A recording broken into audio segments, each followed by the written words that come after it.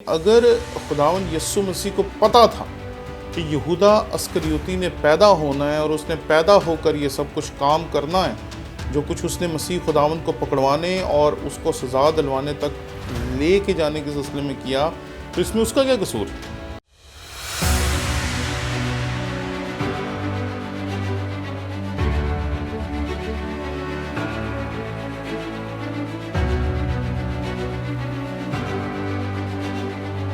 आपके सीखने के शौक़ को हमने खुशामदीद कहा है।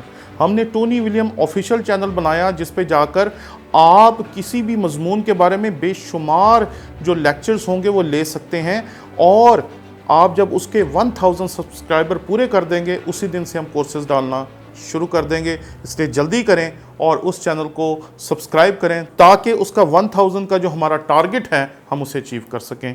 शुक्रिया।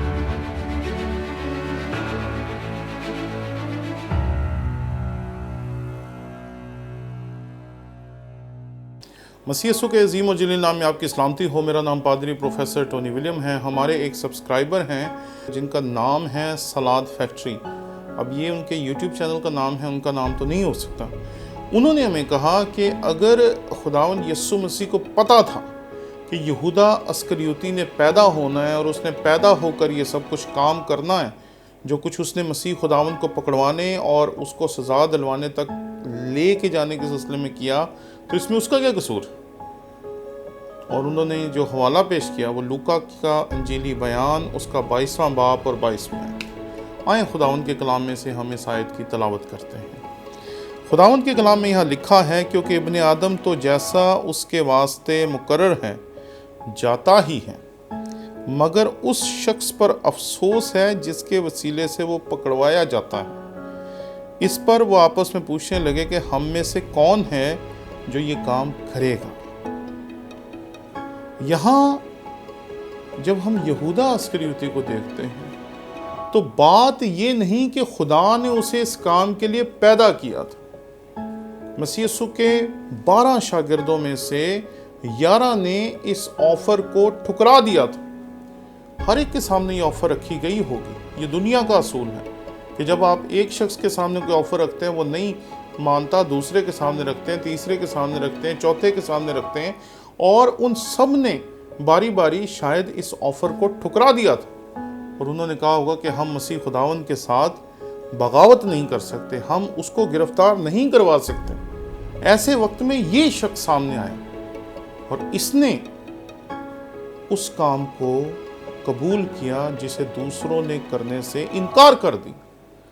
तो यहूदा अस्करियोती का ये दरअसल गुनाह है कि उसने इस राह को इख्तियार किया। ये भी इनकार कर सकता था, ये भी मना कर सकता था। अगर ये भी इनकार कर देता तो फिर मसीह खुदावंद को सलीब तक लेके जाने के लिए कोई और रास्ता भी हो सकता था। लेकिन मसीह खुदावंद ने जब अफसोस किया तो ये अफसोस उसकी मोहब्बत की वजह से है जो वो अपने तमाम रसूलों से रखता था। जब हम यूहन्ना का इंजीली बयान उसका 13वां बाब पढ़ते हैं तो उसमें मसीह खुदावंद ने तमाम शागिर्दों के पांव धोए, और उन तमाम शागिर्दों में यहूदा अस्करियोती भी शरीक था। यानी कि उसकी मोहब्बत जो थी वो तमाम शागिर्दों के लिए बराबर थी। हालांकि उसे उस वक्त भी पता था कि मुझे किसने पकड़वाना है। इसलिए मसीह खुदावंद ने जो अफसोस किया वो यहूदा अस्करियोती के चुनाव पर किया, और उसने जो अल्फाज कहे वो बिल्कुल वाज़ेह है, क्योंकि इब्ने आदम तो जैसा उसके वास्ते मुकर्रर है जाता है, मगर उस शख्स पर अफसोस है कि जिसके वसीले से वो पकड़वाया जाता है। यानी कि अफसोस उस शख्स पर है जिसने इस बात को चुन लिया कि मैं अपने मालिक के साथ बगावत करने के लिए तैयार हूँ, मैं उसे पकड़वाने के लिए तैयार हूँ। तो दरअसल खुदा हर इंसान के सामने 2 रास्ते रखता है, और ये हर वक्त होते हैं। आप नेकी को चुनें या आप बदी को चुनें, चुनाव आपका होता है। आप तबाहाली को चुनें या आप खुशहाली को चुनें, یہ فیصلہ آپ نے کرنا ہوتا ہے۔ تو یہودا اسکریوتی کے سامنے بھی دونوں رستے تھے۔ اگر ہم کہتے ہیں کہ یہودا اسکریوتی کچھ اور نہیں کر سکتا تھا تو یہ بات ہی غلط ہے۔